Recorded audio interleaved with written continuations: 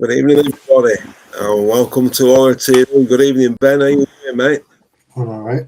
Well, man, it's been a very, very busy day. And as I said on my TikTok, after looking at the analysis last night in the early hours of the morning on the channel, I've decided to cut the daily transfer on everybody and just completely double down now and focus on everything Liverpool Football Club. Transfer news, whatever it may be, I'm doubling down now because I intend for this channel to be one of the best out there now. But obviously, there's other channels and they cover specific things. So obviously, if it's analysis that we want to do on players and Iraola, I'm damn sure we can do that and be probably one of the best out there. So we've got to give the fans who follow Liverpool what we need or what they need. And looking at the transfer news, Ben, there's a lot happening, mate. And behind the scenes, it's very, very quiet. But from what I've been researching today, Liverpool are making a lot of moves, particularly in the midfield area. Now, obviously, the title of the stream is Should Liverpool pay 150 million for Diomande? Now, to all the subscribers out there, get your comments in on this and let us know what you think, because are Liverpool going to spend 350 million again this season in the summer? I said on the stream last night, Ben, I'd like your thoughts on this. I said on the stream last night, I think this summer transfer window is absolutely crucial for Liverpool, because if we get this wrong, this could set Liverpool back 5 years at least. Yeah. I don't know if you agree with that or not. What do you think? Well, it's hard to say set back because that's a very big term. Like that's basically saying, "Oh, we're not gonna be serious team for the next 5 years if we don't get this window absolutely spot on." There's a lot to do, and you can't do that kind of work in one summer. No. And we know Iraola's a project kind of guy. He Yeah. said it himself. He doesn't like staying on long term if he hasn't earned it. So No. who knows? He might not earn his stay next season, and we might have to be talking about another manager again. Hopefully not. But yeah, I don't think if we don't get this summer spot on, it'll be a bad few years ahead. I just think if we don't get it spot on, then we've got to do more next summer as well. Yeah. I mean, I named 4 players who I think Liverpool should sign straight away last night, and I'm going to recap them again anyway. I think the first thing they should do is absolutely get this Diomande done. Now, from what I've seen today, now you might have seen it as well from the man himself, Fabrizio Romano.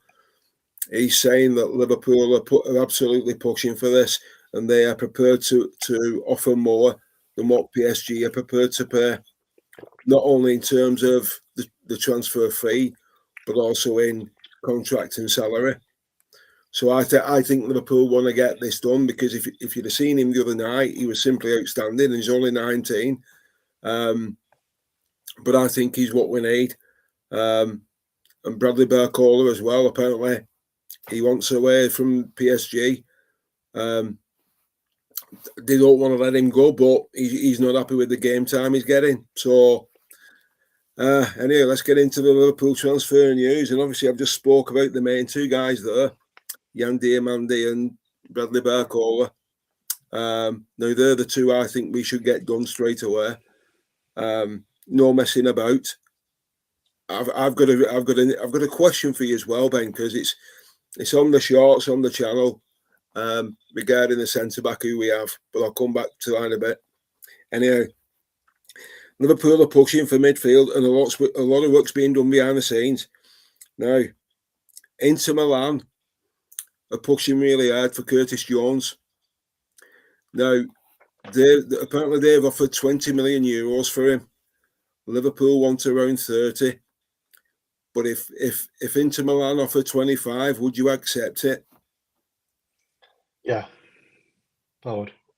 Because I think Curtis Jones has already made his mind up. He wants to go. He wants to leave. Yes. You know, I was thinking about you yesterday, actually, mate, when all this news was coming out. It was breaking that a journalist from Uruguay had put it out, a reliable source, that Darwin Núñez was coming back to Liverpool. Well, I'm sorry, but I don't want him anywhere near the club. I don't want him back. I know we're striker short with Etatike, but there's got to be better strikers out there, because I watched him last night and he was absolutely bobbins for Uruguay, mate. And he wanted to leave the club. So if you want to walk away from Liverpool, you don't come back, mate. The grass is not always greener on the other side, and it's proved it for him, hasn't it?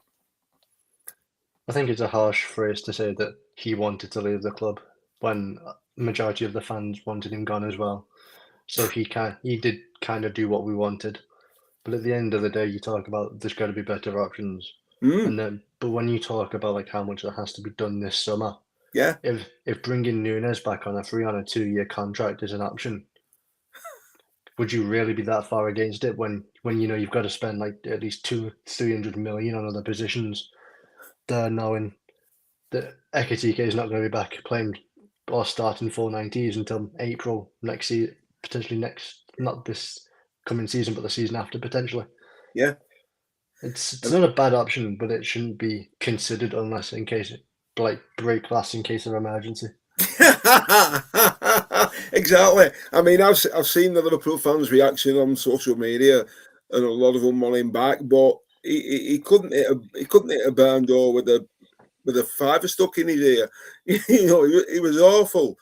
You know, I mean, that guy who played for New Zealand this morning, he's a better finisher than Darwin Núñez, and he plays for Motherwell in Scotland.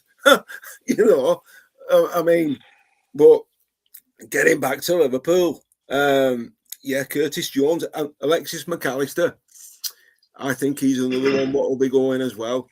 You know, so if you look at the midfield, Ben, it's going to need major surgery, and the centre halves as well, because obviously we've lost Canate on a free. And the thing, this is another sticking point for me, and it's bugging me now, mate, but I don't know what you think. There's 3 players this season who have left our squad. They've all gone on free transfers. Right? Now, this is the question I'm going to ask you, Ben. Right? Now, we've got another player who's got 12 months left on his contract. He's 35 years old. He's the captain of the Dutch. He had a decent game for Holland the other night, but the defending from the Dutch was shocking. Right? Now, Galatasaray is sniffing around Virgil van Dijk. Now, if Galatasaray offer £40 million for Virgil van Dijk, would you take it now, or would you let him walk away on a free next year? I think it's a fair question. In my mind, Van Dijk retires this football club. I just can't see a scenario where he plays anywhere else in his career now. I think if he's willing to take a pay cut, even better. But 1 sec. Yeah. You all right, mate? Yeah, something's stuck in his head. Yeah, but if Van Dijk wants to stay, Van Dijk stays. Yeah. And Van Dijk doesn't get forced out of this club, just like Salah didn't. Just like with Salah, he got to leave on his terms. I mean, it wasn't completely amicable, but he left on his terms. And if Van Dijk wants to leave, then he can go. But if Van Dijk wants to stay, then Van Dijk stays and you extend his contract for another year or 2. I mean, for me as well, Ben, I don't know what your opinion is, and you can tell me in a second. But for me, if Galatasaray offered the 40 million, I'd take it, and I'd go and sign Nico Sotterbeck. He's got a 60 million euro release clause. Now, Real Madrid are sniffing around him. If you look at who Real Madrid are bringing in now, you can see what they're going to try and do next season, because they're absolutely brassed off that they didn't win the league or the Champions League. So they're making really big moves now. I'll tell you one what surprised me. I can't believe Liverpool have not sounded this out. Now, I've just seen about 2 hours ago, he plays for Newcastle, Tonali, right? Now, apparently, Spurs want him and Newcastle want 100 million for him. Now, I think Sandro Tonali, he'd be a great signing for Liverpool, but it's because of his history behind him I don't like off the field. But the thing is, he comes from the same part of Italy as De Zerbi does, and they've already got a good relationship. But this is what's bugging me now, Ben. the World Cup 6 days in, the transfer window is just over 24 hours old, right? And every transfer you're looking at now, you're looking at a starting price of probably 80 million to 100 million. It's ridiculous. I mean, do you think Adam Wharton's worth 100 million quid? No. I mean, if you look at half of the players' going prices nowadays, you scoff, don't you? Like, what's Sandro Tonali do that someone like Lamine Camara can't do for like 40 million less? Well, Like, remember, did you watch the Brazil-Morocco game? I've not missed a game, but I've watched every game. Okay, so if you remember correctly, Ayoub Bouadi of Morocco was Yeah, dominating that midfield. He will only cost around 55, 52 million pounds this summer, yeah, 60 million euros. He's yeah, thrice the player Tonali is, and he's 6 years younger, so he still has time to develop his skills and become whatever the hell you want him to be. yeah. Liverpool need to be all over that kind of signing, not someone like Tonali who's just Szoboszlai, but without the set pieces. I agree. And the guy you just mentioned, though, he's playing for France tonight, La Camara. Lamine Camara, he's playing for Senegal, not Oh, sorry, Senegal. All right. Now, would you sign him? Lamine Camara, yeah, absolutely. Because there's three, right? There's another guy we're linked with. I've wrote his name down here. Yeah, Mamadou Boadi. Sangare, Bouadi. There's Boadi, right? Now, Arsenal are sniffing around him as well. Now, apparently, that Boadi, right? He can play a left back, he can play a right back, but he can play as a number 6. And we've wanted a 6 for what? For the last Since 4 or 5 seasons, proper. Since Fabinho left in 2023. Yeah, we've never gone out and actually nailed that position. So I'd be all over him like a rash. Yeah. Yeah. You know, I am worried about the centre backs, Ben. I really am. The centre backs, to me, it's mainly because Van Dijk's this age, and because 2 of them are young and coming off long-term injuries. That's my only real concern. Yeah. But in terms of the overall depth, if Gomez stays, I'm not that concerned. It's the right back I'm concerned about. I mean, there was another player from PSG who we were looking at him, but he's decided to stay in PSG now. Sani Melu. Sani Melu. Yeah, he's decided to stay in Paris. He didn't want to leave, so he's staying there so he can chalk that one off. I don't think we don't really need that type of player. So yeah, I'm not really going to be losing sleep over that. It is another one for you. This is what would you sell Alexis McAllister and sign Adam Wharton? I think Adam Wharton's probably the best. If you look at English players in general now, I think in that position, I've never seen anybody better than Adam Wharton. He's better than Declan Rice for me. I'd sell McAllister, that's for sure. Who you replace him with, I have no clue. No, but I'd sell him. But I just thought, because of what happened last summer, I just don't trust Crystal Palace. Yeah, there's a Palace player I do want, and he's a centre back. Centre back, yeah. Maxence Lacroix. Maxine, yeah. We've been looking at him as well, haven't we? Yeah, well, I wouldn't mind him. Because just before I came back in here after my evening meal tonight, just before I went for my tea, what's his name? Van der Beek signed for Spurs from Brighton. Van Hecke. Van Hecke, yeah, he's gone to Spurs. Yeah, that makes sense because he kick-started his career under De Zerbi at Brighton, so yeah. makes sense. But again, that's another insane price for a player who's just not worth that much money, which makes me so glad we got Jeremy Jacquet. Yeah. See, people keep forgetting about him, you know. Yeah. They never mention him. Yeah, that's why I wasn't worried when it was announced Konate was leaving, because I've seen what Jeremy Jacquet can be, and I know what he will be in the future. It's just about getting him back from this injury, which, because he's young and it's a shoulder injury, you have to make sure he gets his confidence back, because obviously when you hurt your shoulder, it can kind of affect your mindset going into upper body, just the upper body. Because obviously we need a right back, we need a left back. What about what do you think of Nathaniel Brown from Eintracht Frankfurt? He's going to Bayern. Do you reckon? Yeah, that they've already kind of like I think they've already agreed terms, and he's already rejected Arsenal for buying. Yeah. And then And you've got, and Nathaniel Brown's a left back. yeah. And then another one you've got is Matías Fernandes-Pardo from Lille.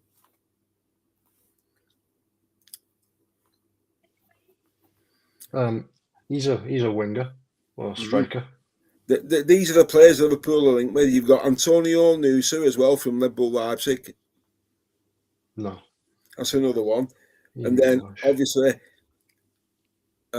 you've got another centre-back who plays with Van Dijk for Holland. You've got Mickey van der Ven at Spurs. No.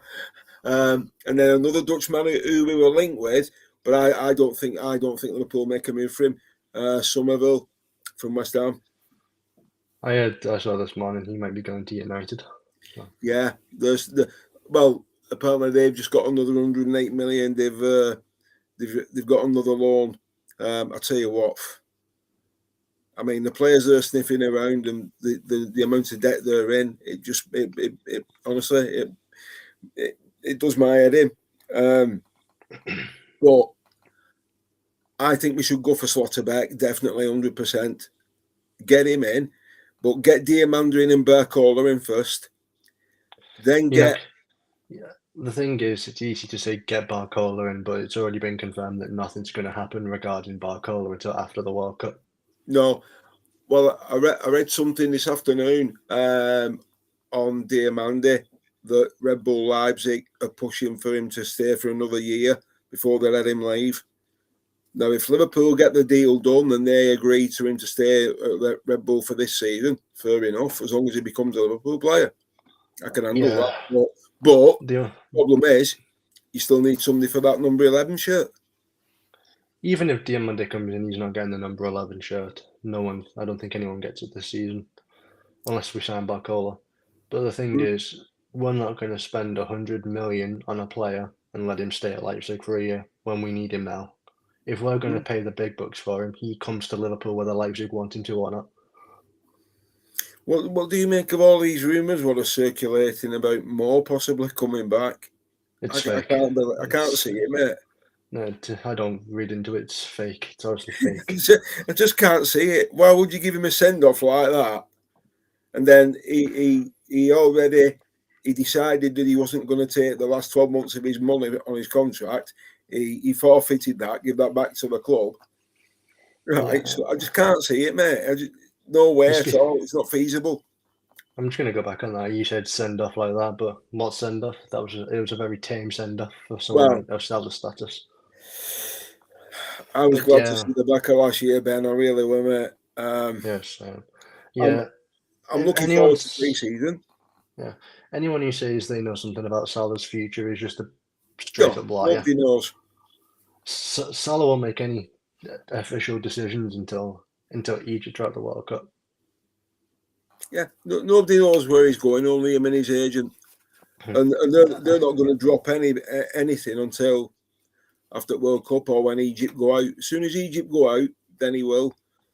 But looking at pre-season, I mean the main guys for Liverpool, they're not going to be on pre-season. So in America, they're going to be resting. I mean, yeah, the guys who play for us, they're having a decent World Cup, but I mean, Florian Wirtz looks a different player in Germany's colours compared to Liverpool. But he's played in the right position. But I still think he'll come good for us. I really do. And we've got to build the team around him. For me, he's your linchpin now. A player's performance I really like was Isaac's. I watched some highlights of his performance. He looked really, really sharp, didn't he? Yeah. Took his goal well. Yeah. And if on another day, if the absolute tub of lard of Victor Gyökeres was a better player, then I'm sorry, mate, but I don't rate him at all. I don't. No one does. I really don't. He's fat. So bad. You know, but I just think this transfer window, Ben, I think it's crucial that Richard Hughes and Michael Edwards get this right now. They've not, fair play to them. They didn't drag their feet on getting rid of Slot and bringing who they wanted in. So I'm just hoping now they do the same on the recruitment side. I'm It's going to pleased be as well that Liverpool have nailed 26 lads down to the academy. yeah. Because I think Iraola will use the academy as well next season. It's going to be interesting to see what tactics he uses as well. Yeah. On the academy, something that was huge about that is we managed to tie Joshua Abe down to a scholarship and a potential long-term contract, which is huge because he is allegedly more talented than Rio. Yeah. Well, when you get the big guys in the Premier League offering him 50 grand a week at 15-year-old and he turns it down, I can see him playing for the first team this season, mate. I don't know about you. I can see He's him good coming enough. off. I can see him coming off the bench in the Carabao Cup, maybe Yeah, the if FA he's Cup. good enough, he'll start. He'll play. No, he won't start. He can't start it. I don't think he can start as a 15-year-old. I think there's precaution in places that don't allow teams to start people under the age of like 16, I think it is. Which is obviously fair, but yeah, he'll definitely play in like cup games, like against the nothing teams. But I mean, I don't think there's another one where there's another youngster as well, but he's not at Liverpool, and Liverpool are after signing him now, and apparently he plays for Arsenal, and he's one of their diamonds, and apparently Arsenal are prepared to let him go. I've not. Who's this? I'll tell you who it is, because I meant to put it on the chat because I took a photo of it and saved it. Yeah, here we are. Ethan Nwaneri. Oh, Nwaneri. Yeah. Yeah, I saw that. He's 19-year-old. Arsenal are prepared to let him go. Liverpool are after him. I saw that, but I don't think it's true because I know who that tweet. I know who that news came from, and we all know that person isn't exactly the most trustworthy source. What are your thoughts? I can't see this happening, but what are your thoughts on? Apparently, Federico Chiesa has come out and said he wants to stay at Liverpool and fight for his place, but he's not going to get game time if they sign Diomande, is he? He is because he can play all over the front three, and it's well documented that Iraola likes a versatile footballer, and that's what Chiesa is. Albeit he's not to the level. Obviously he's a good guy and whatnot. We see that in the media stuff, but he's not to the level. But Iraola likes a utility player, so that's going to be useful for Chiesa this season. How do you feel about Chiesa? Do you rate him or not? Like I said, he's not Liverpool level, really, is he? He's the kind of player that's good to have because he's a good person. He's experienced and he's a winner. He was Liverpool level 5 years ago because he was worth €100 million in 2021. Yeah, back then. That's before he did his ACL, though. Yeah, I'd keep him because you're not going to get much money for him anyway. Well, he's only worth 13 million euros now. Yeah, that's which is nothing. Plus, he signed a 3-year contract, Ben. So I keep him. Yeah, just keep him for the year. And if he does, and the thing is, like you said, because all our main guys are going to be at the World Cup, or if they're not at the World Cup, they're going to be resting. Kiesa's going to have a good head start to prove himself under the new coach. Yeah. So who knows? Maybe Chiesa starts the first Premier League game. Because, like he says now, well, Iraola said now, every single player's got a clean slate. They're all starting afresh. So, even Mamardashvili, he started afresh. I think Iraola will like Mamardashvili because he wanted to sign him for Bournemouth on loan when we signed him from Valencia. Yeah. So I think Iraola will be taking a much big liking to Mamardashvili. So if going back, looking at what we've talked about already, what are you hoping Liverpool do first in this transfer window? Have you got any expectations yourself? I have hopes, not expectations, because obviously you have expectations when you work for Liverpool, like what you expect yourself to do. I have hopes because I'm a fan. And I hope that we sign Ayoub Bouadi of Morocco and Lille. Because I think if you can get him, that's your defensive midfielder sorted for at least 10, 12 years. Yeah. For 50 million quid. It's an absolute no-brainer. And he's, you saw what he did to legends like Casemiro and Fabinho, and talented players like Bruno Guimaraes and Paqueta.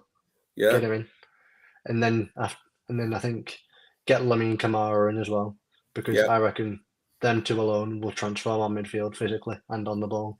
yeah. So that's the midfield sorted. And then after that, you can focus on Diomande and Barcola or whatnot after the World Cup. I've got a question for you. So obviously, I still think honestly. So we've sorted the midfielder. We've done the left wing, the right wing. Defensively, we've got Jeremy Jacquet. We've got young Giovanni Leone. We've got Virgil. Joe Gomez is still there. I still think we need another striker. Who would you if you was Richard Hughes now? Who would you target as a striker? If it was up to you. I don't think I would, to be honest. I mean, I know it would be ideal to have that option, but I think will look to you because of Areola's trust in youth players. Yeah, I think what'll happen now with the attack is we'll focus on the wings. Like obviously we've got Rio, he's going to be the long-term left winger. But yeah, then obviously you get someone in who's like 24, 25, 20, maybe 23, and they'll be the left winger for a couple of years whilst Rio develops and gets used to the senior game and whatnot. And then you go and get a right winger like Diomande. And what happens then is you've got someone like, say, Barcola, Rio on the left as your options. On the right, you've got Diomande and Chiesa. And then when Chiesa leaves next summer, you replace him with Kieran Morrison from the academy. And then and then the strikers next season will be Isaac as the main guy, and then Gakpo behind him. Here you go. If you can tell me what you think of this, right? So, because of the transfers, what have already happened, example, before the World Cup kicked off, with Anthony Gordon going to Barcelona for 70 million, right? That's your starting price now for a player in that position now. So, if somebody comes in next week or the week after and puts 70 million on the table and says, right, we want Cody Gakpo, are you selling him? I'll drive him to the airport. I thought I'd leave this one. I've been waiting for asking this for ages, mate. But I thought I'll hold back a bit. I'll keep my powder dry. But yeah, 70 million. He's got to go for that, surely to God. Anything above 45 million, and I'll drive the guy to the airport myself. I can see it happening, mate. You know, I can see it happening. I can see him going. If he goes, I'm not going to be mad because No, I'm not his biggest fan. I do rate him when he plays as a backup striker, as a backup player. I don't mind him there, but as a starter, just no. Not in the Premier League anyway.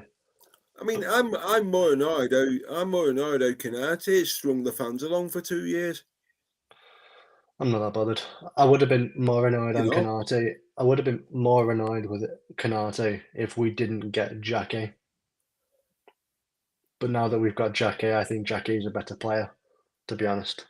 yeah. So I'm not fussed. Canate can go to So Madrid. I thought he would have went to PSG because he's Parisian and whatnot. He grew up there. Whatever. yeah. So I mean, obviously, what we're 6 days into World Cup. There's 400 odd games. I think I've only missed one game, and it was on a first night. It was 3 o'clock in the morning. But I've watched every game since, and I'm doing the same again tonight.